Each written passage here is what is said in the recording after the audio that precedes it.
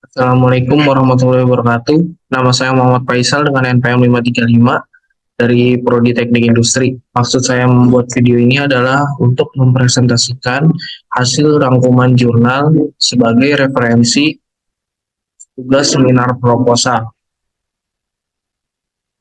Pertama, yaitu ada jurnal 1 berjudul Analisis Kinerja Supply Chain Management berbasis Balance Scorecard pada PT Love Bali Indonesia. Hasil rangkumannya itu tujuan penelitian ini adalah untuk mengetahui apakah kinerja supply chain management suatu perusahaan sudah terlaksana dengan baik dilihat dari keempat perspektif balance scorecard. Penelitian ini dilakukan di PT Love Bali Indonesia. Jumlah sampel yang diambil sebanyak 20 karyawan PT Love Bali Indonesia serta 5 agen PT Love Bali Indonesia. Data dilakukan melalui penyebaran kuesioner dan wawancara. Teknik analisis data yang digunakan menggunakan pendekatan balance scorecard. Berdasarkan hasil analisis ditemukan bahwa kinerja PT Love Bali Indonesia diukur melalui perspektif keuangan kurang baik, dikarenakan masih terjadi fluktuatif di tahun 2012 hingga tahun 2014. Dan dalam menjalankan operasionalnya, perusahaan masih sangat tergantung oleh hutang. Pada perspektif pelanggan, kinerja perusahaan sudah terbilang baik dikarenakan nilai rata-rata keseluruhan responden adalah sebesar 4,20. Pada perspektif bisnis internal kinerja sudah terbilang sangat baik dikarenakan nilai rata-rata keseluruhan responden adalah sebesar 4,78. Pada perspektif pembelajaran dan pertumbuhan kinerja perusahaan sudah terbilang sangat baik dikarenakan nilai rata-rata keseluruhan responden adalah 4,61 dari 5. Yang kedua, ada jurnal 2, yaitu pengukuran dan evaluasi kinerja supply chain dengan menggunakan pendekatan balance scorecard Analytic Network Process di PT Madu Baru, Yogyakarta.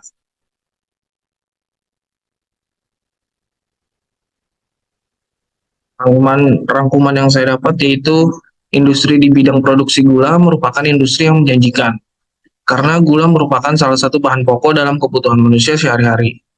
Namun seiring berjalannya waktu, semakin banyak industri penghasil gula di Indonesia. Dalam menghadapi persaingan, perusahaan dituntut untuk menghasilkan produk yang lebih baik, lebih murah, dan lebih cepat dibandingkan pesaing. Faktor utama yang perlu diperhatikan adalah supply chain dari perusahaan PT Madu Baru, yang merupakan perusahaan memproduksi gula. Kondisi rantai pasok di PT Madu Baru kurang efisien, ditinjau dari aspek pemasok, konsumen, dan biayanya. Oleh karena itu, diperlukan pengukuran kinerja supply chain untuk mengetahui dan mengevaluasi sistem kinerja rantai pasok di PT Madu Baru untuk periode yang akan datang. Pengukuran kinerja rantai pasok menggunakan metode balance scorecard yang mencakup 4 perspektif, yaitu finansial, pelanggan, proses bisnis internal, serta pertumbuhan dan pembelajaran. Pembobotan dilakukan dengan Analytic Network Process atau ANP untuk menentukan prioritas perbaikan pada rantai pasok perusahaan. Hasilnya menunjukkan bahwa perspektif yang memiliki bobot terbesar dan menjadi fokus utama perbaikan adalah perspektif pertumbuhan dan pembelajaran. Hasil pengukuran terhadap kinerja rantai pasok secara keseluruhan sebesar 70,266%. Pencapaian tersebut termasuk dalam kategori menengah dan belum mencapai target yang dicanangkan perusahaan. Yang ketiga ada pengukuran kinerja rantai pasok Argo Industri Sirup Markisa dengan metode balance scorecard di Provinsi Sumatera Utara.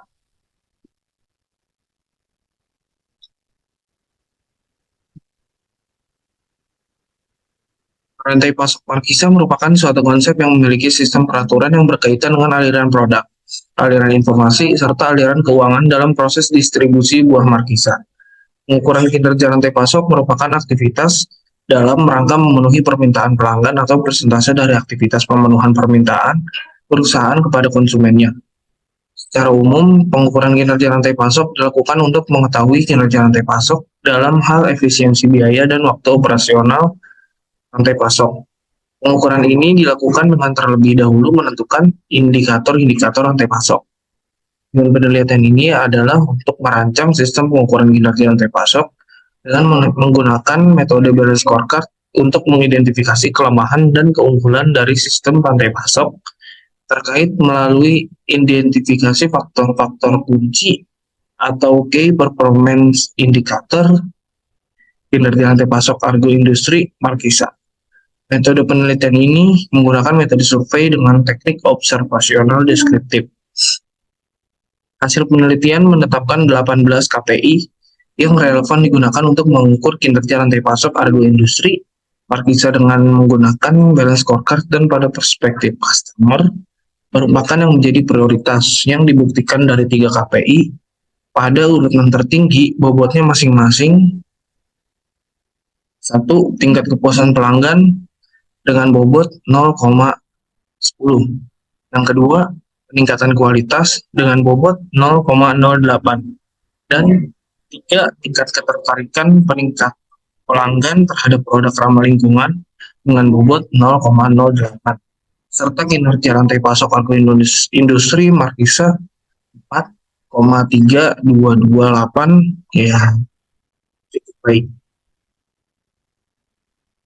Yang keempat ada jurnal yang berjudul Analisis Kinerja Rantai Pasok menggunakan metode balance scorecard. Ada PT Sumber Alvaria Trijaya atau Alfamart.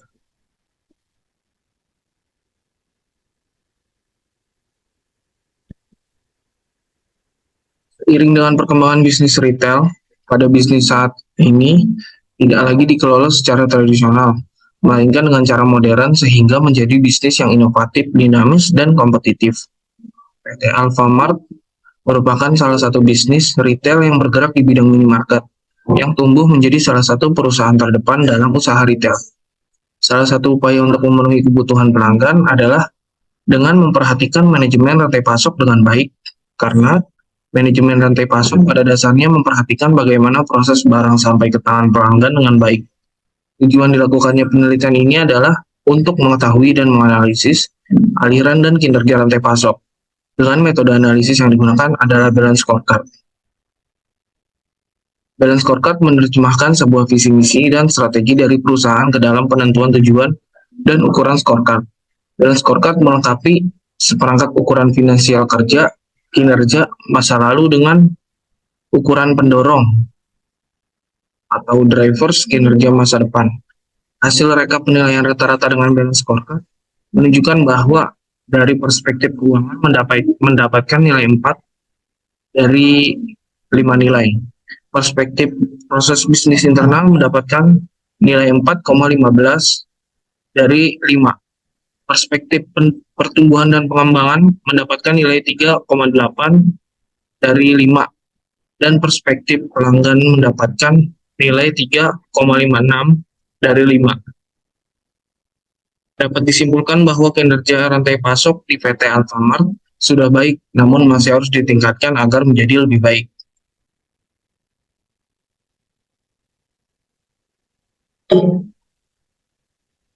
Yang kelima ada jurnal yang berjudul Perancangan Pengukuran Kinerja di PT Sayuran Siap Saji dengan pendekatan balance scorecard.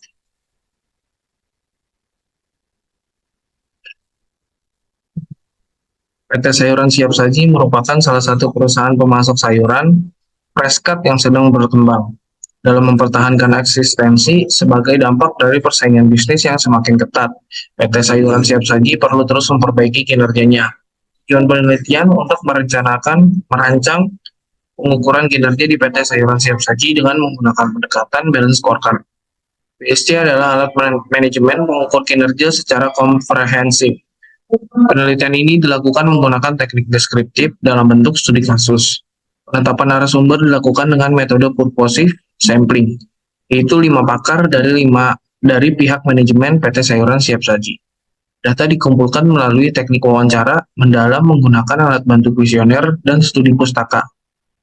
Terdapat 4 perspektif yang menjadi sebuah sebuah dalam penelitian ini, yaitu perspektif keuangan, pelanggan, proses bisnis internal, dan pertumbuhan serta pembelajaran. Analitik hierarki proses digunakan untuk menentukan prioritas, perspektif, dan sasaran strategik BSC. Hasil menunjukkan perspektif pelanggan terdapat 4 sasaran strategi yang teridentifikasi dan masing-masing 5 sasaran strategi. Ada perspektif keuangan, proses bisnis internal, dan pertumbuhan pembelajaran. Pada perspektif pelanggan, peningkatan kepuasan dan kepercayaan dari pelanggan menunjukkan kontribusi tinggi, sedangkan perspektif keuangan memenuhi persyaratan kepada pemasok dengan kontribusi tertinggi. Pada perspektif pertumbuhan dan pembelajaran, peningkatan kemampuan dan pengembangan sumber daya manusia menunjukkan kontribusi tertinggi. Dan pada proses bisnis internal, produk dan proses produksi sesuai dengan standar menunjukkan kontribusi tertinggi terhadap kinerja perusahaan. Artinya, keempat sasaran strategi dari masing-masing perspektif yang memiliki kontribusi tertinggi tersebut menjadi dasar dalam penentuan target dan inisiatif strategi yang lebih baik bagi perusahaan dalam mempertahankan dan meningkatkan kinerjanya. Yang keenam, ada jurnal yang berjudul Analisis Pemilihan Supplier Menggunakan Metode Analytical Network Process atau ANP pada pengadaan komponen rel PET 1587 studi kasus PT Pindad. Pilihan supplier merupakan salah satu keputusan strategis dalam manajemen rantai pasok yang berpengaruh terhadap peningkatan keunggulan kompetitif suatu perusahaan. Tujuan dari makalah ini adalah mengetahui kriteria-kriteria yang paling berpengaruh dan urutan alternatif supplier RLPET terbaik yang bisa digunakan untuk menjadi bahan pertimbangan oleh PT Pindad dalam memilih supplier di masa yang akan datang. Makalah ini menunjukkan kriteria yang mempengaruhi keputusan pemilihan suatu supplier, yaitu faktor biaya, delivery, kualitas, dan servis sebagai prioritas utama produksi perusahaan. Adapun jika terdapat perbedaan perspektif dipengaruhi oleh tingkat minat dan tanggung jawab yang berbeda. Perbedaan penilaian ini membentuk dasar pengambilan keputusan dan kebijakan strategis rantai pasokan sesuai dengan kondisi perusahaan. Yang ketujuh, ada jurnal yang berjudul Strategi Pengembangan Rantai Pasok Kentang Berkelanjutan di Kabupaten Magetan. Akselerasi pertumbuhan permintaan yang dicerminkan oleh peningkatan nyata konsumsi per kapita mengindikasi bahwa kentang berpotensi besar untuk dikembangkan di Indonesia. Sejalan dengan itu, penelitian ini bertujuan untuk merumuskan strategi pengembangan kinerja rantai pasok berkelanjutan untuk kentang di Kabupaten Magetan. Penelitian ini menunjukkan bahwa pengembangan rantai pasok adalah kunci untuk akselerasi dan stabilisasi produksi. Dimensi ekonomi merupakan prioritas utama, namun dimensi sosial dan lingkungan hampir sama pentingnya. Pemilihan varietas atau teknologi didasarkan pada keuntungan terbesar, namun juga diterima secara sosial dan ramah lingkungan, seperti varietas granola di Kabupaten Magetan. Aktor terpenting ialah petani, pemerintah, dan pedagang. Program aksi strategis diprioritaskan pada peningkatan kualitas dan produktivitas usaha tani, peningkatan nilai tambah kentang, serta pemberdayaan petani dan kelompok tani. Yang kedelapan, ada jurnal yang berjudul Pemilihan Supplier Bahan Baku Kerimbat Menggunakan Metode Dematel atau Decision Making Trial and Evaluation Laboratory dan ANP atau Analytic Network Process. Dalam persaingan home industry yang semakin meningkat, perusahaan harus menyadari pentingnya pemilihan supplier yang dapat memenuhi kebutuhan perusahaan sesuai dengan kualitas yang dibutuhkan dan waktu yang ditentukan. Perbaikan pada rantai pasok menjadi hal yang sangat kritikal dalam peningkatan daya saing perusahaan. Tujuan penelitian ini untuk mengetahui kriteria-kriteria yang dibutuhkan perusahaan untuk memilih supplier bahan baku kerimbat, mengetahui terkaitan kriteria supplier dengan menggunakan metode Dematel. Untuk melakukan perankingan supplier bahan baku kerimbat berdasarkan integrasi metode ANP dan usulannya. Hasil dari penelitian ini adalah didapatkan 11 kriteria, yaitu perizinan, performance history, kesesuaian material dengan spesifikasi, kemampuan memberikan kualitas produk, konsistensi kualitas, harga produk, biaya kirim, jumlah ketepatan pesanan, ketepatan waktu pengiriman, pergantian barang cacat, bahan yang ramah lingkungan, yang akan menjadi landasan dalam memilih supplier. Berdasarkan hasil pengolahan data Dematel, kriteria yang termasuk dalam kelompok dispatcher adalah kesesuaian material dengan spesifikasi, kemampuan memberikan kualitas produk, harga produk, biaya kirim, dan jumlah ketepatan pemesanan. Sedangkan untuk kelompok receiver adalah perizinan, performance history, ketepatan waktu pengiriman, pergantian barang cacat, dan barang bahan yang ramah lingkungan.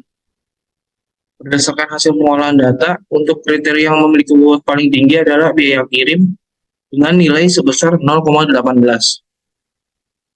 Diikuti harga produk 0,15 dan jumlah bahan yang ramah lingkungan 0,15. Untuk itu, biaya kirim menjadi kriteria utama dalam pemilihan supplier di CV Mandiri Jaya. Hasil dari rankingan supplier adalah supplier dengan bobot tertinggi, yaitu supplier Y dengan nilai sebesar 0,56, diikuti oleh supplier Z 0,29, dan supplier X 0,14. Untuk itu, dari hasil pengolahan data tersebut, maka supplier yang diusulkan adalah supplier Y. Untuk usulan yang saya berikan kepada CV Mandiri, yaitu menjadikan supplier Y menjadi supplier tetap karena memiliki kelebihan yaitu pada biaya kirim, harga produk, dan bahan yang ramah lingkungan.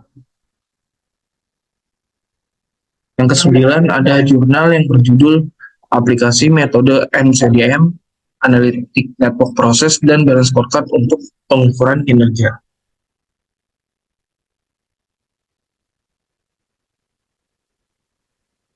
Sistem pengukuran kinerja ini dimulai dengan penentuan tujuan strategis dari perspektif keuangan, pelanggan, proses bisnis internal, dan perspektif pembelajaran pertumbuhan yang diturunkan dari visi, misi, dan strategi perusahaan. Kemudian bisa ditetapkan KPI dari masing-masing tujuan strategis. Hubungan keterkaitan antar objektif digambarkan pada strategi MAP yang memerlukan evaluasi dengan teknik pembobotan tertentu. Karenanya, dalam penelitian ini akan diusulkan penggunaan metode MCDM, Analytic Process, yang mengakomodasi persepsi bahwa perspektif strategi yang dijadikan penilaian organisasi masih memiliki hubungan keterpengaruhan dari satu ke elemen yang lain. Implementasi dari pendekatan sistem pengukuran kinerja dengan metode Balance Scorecard pada industri ini yang dijadikan studi diperoleh untuk perspektif keuangan ditetapkan 2 objektif dan 2 KPI. Untuk perspektif pelanggan ditetapkan ada 4 objektif dan 4 key performance indicator. Untuk perspektif proses bisnis internal disepakati 7 objektif dan 8 KPI. Dan untuk perspektif pembelajaran dan pertumbuhan dipertimbangkan 7 objektif dan 9 KPI. Perspektif yang dianggap penting adalah perspektif pelanggan dengan nilai 0,4. Urutan kedua, finansial dengan nilai 0,2. Kemudian diikuti perspektif proses bisnis internal 0,2 dan perspektif pembelajaran dan pertumbuhan dengan nilai 0,1. Yang ke-10 ada jurnal yang berjudul Analisis Pemilihan Supplier dan penentuan jumlah pembelian bahan baku dengan menggunakan metode Analytic Network Process.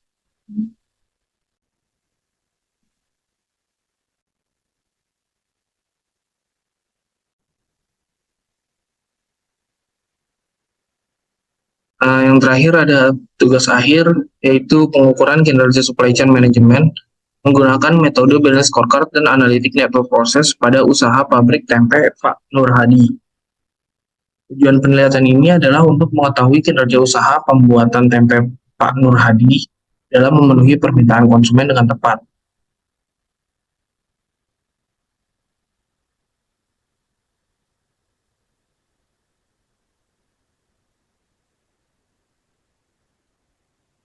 Hasil dari pengolahan data, maka dapat ditarik kesimpulan bahwa kinerja perspektif finansial menghasilkan nilai bobot akhir sebesar 0,551 yang memberikan kontribusi terbesar dan menjadi prioritas utama dalam pengukuran kinerja perspektif proses bisnis internal menghasilkan nilai bobot akhir sebesar 0,023. Berarti proses bisnis internal memberikan kontribusi yang cukup baik dalam pengukuran kinerja. Kinerja perspektif customer menghasilkan nilai 0,173 yang berarti bahwa usaha pembuatan tempe Pak Nur Hadi harus terus meningkatkan kepuasan pelanggan.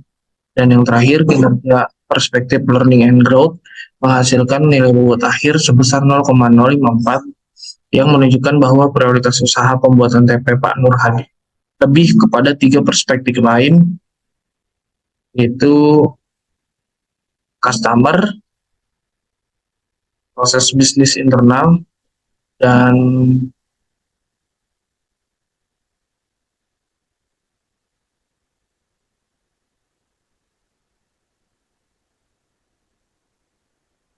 finansial.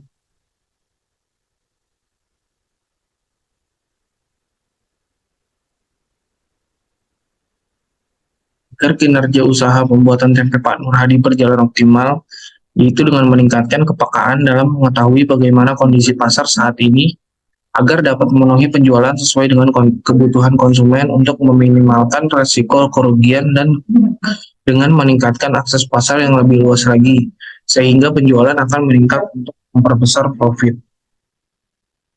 Sekian penjelasan review jurnal referensi untuk tugas seminar proposal. Kurang lebihnya mohon maaf. Wassalamualaikum warahmatullahi wabarakatuh.